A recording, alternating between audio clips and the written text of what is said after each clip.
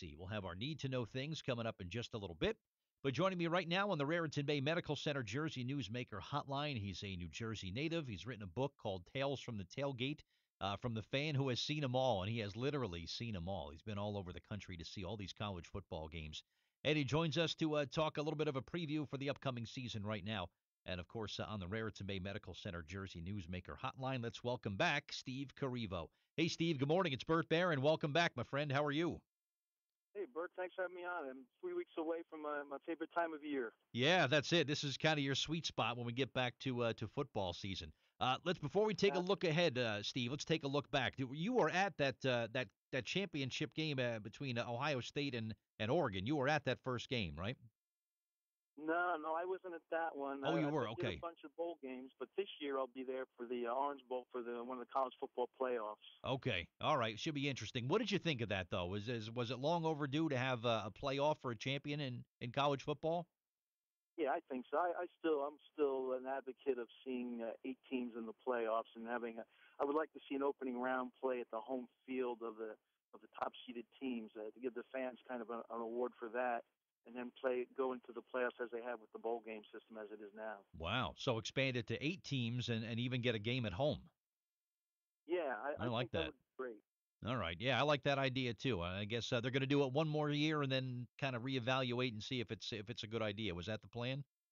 I think they're going to look at it a few years, basically because of the TV contract. I think it's out till 12 years, but I think Wow. there is Okay. an option to look at it 3 or 4 years into the contract. Okay. We'll see how it goes. Our guest is Steve Koreivo this morning on Jersey Central, author of Tales from the Tailgate, from the fan who has seen them all, and he's seen all the college football stadiums across the country. A couple new ones, Steve, that you had a chance to visit last season. Yeah, a few of them and a few different bowl games. This year I will be adding the 129th team to join the FBS.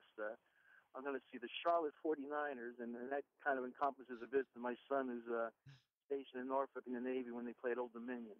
So I'll be up to 129 teams altogether, still maintaining the pace of seeing them all. Wow. Well, please thank your son for his service to our country. But that's very cool that you've gone around and seen all these. And long time used to go to the Rutgers games when they played up at Giant Stadium. Steve, you used to go to a lot of those. Oh yeah. We had a season ticket package when they offered that, and the first game I went to, if you can think about this, is 1979 when Princeton and Rutgers faced off for the next to last time at Palmer Stadium. So Wow. that's where my history with Rutgers goes back. I can say I saw the original rivalry there back in that day. Excellent. Very cool. Talk about this year's Rutgers team. I know the season's coming up in just a couple weeks, and of course, we'll have all the games here on WCTC. Second season for Rutgers in the Big Ten. You looking at maybe a step forward for Rutgers for the upcoming season, Steve? I think it's going to be a little tougher this year because you have some big changes taking place. You had a new quarterback. You have Nova playing for the last 4 years. You got Ben McDaniel in his first year calling plays. You got a few, I think, 3 spots to replace on the offensive line. So that's quite a challenge. And I think what we've seen in the last year or so, I think we've seen the Big Ten finally come from that lower trough on the cycle and starting to step up. And you're going to see teams like Penn State and Michigan get even better than they were between Penn State and the sanctions and Michigan with Harbaugh. I think it's going to give them a real energy boost. It's going to be a little tougher. So what's going to be interesting, I'm going to be at 4 Rutgers games this year. I'll be Washington State. I'll be at the Penn State. Mm-hmm. I will be at the Michigan State game.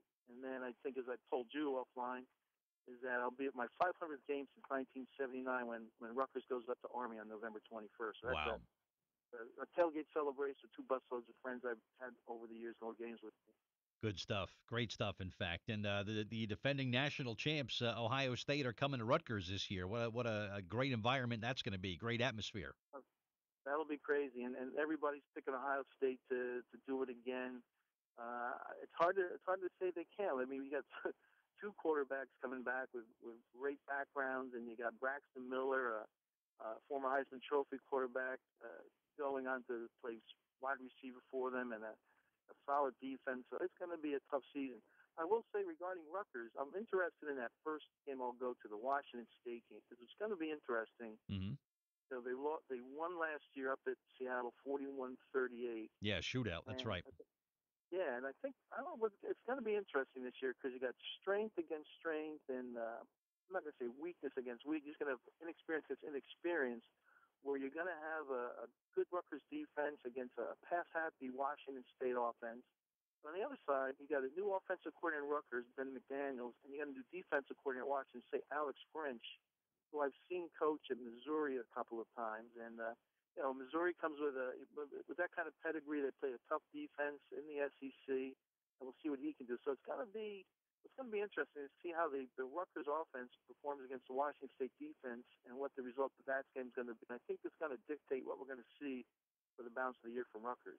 Good stuff. Why the love affair, you think, across the country with the SEC? It seems like all you still hear about is Alabama and Auburn and LSU and all the SEC teams. Of course, the two Mississippi schools played great last year until it came time to, win some games toward the end and really solidify themselves. And it was a Big Ten team and a Pac-12 team that ended up playing for the national championship. The same love affair this year from the national media, Steve, heading into the season with the SEC.